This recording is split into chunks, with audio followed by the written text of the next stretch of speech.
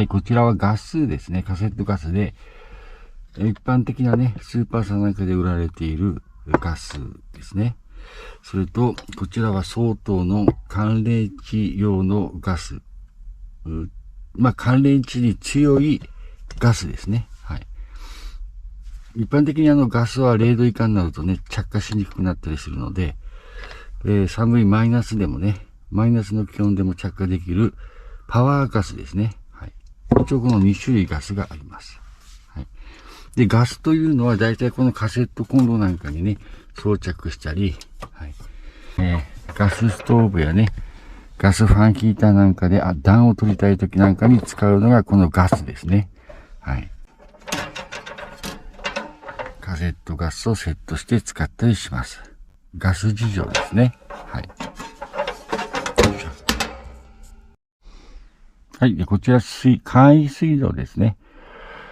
手を洗ったりね、野菜なんかをちょっと洗ったり、あと歯磨きなんかをしたりね、ちょっとした時に便利な簡易水道ですね。電源入れましょう。作り方はね、過去動画を見ていただければ、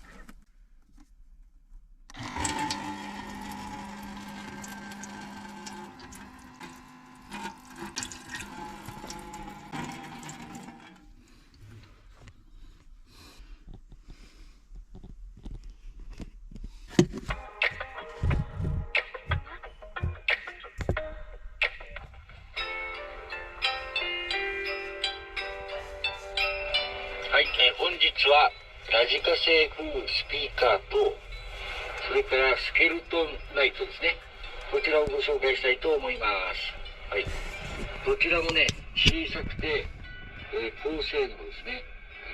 車中泊にはね、すごく便利な、かゆいところに手が届くようなアイテムになってます。取り回しはいいですね。このスピーカーはですね。で、後ろに、マイクロ SD と Type-C の充電用のポートがありますね。なんで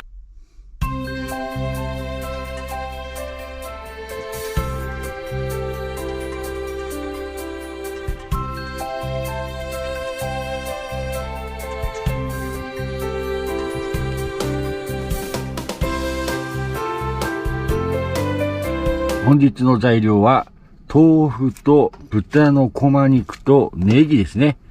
はい、以上が本日の材料です。ではね、早速作っていきたいと思います。はい。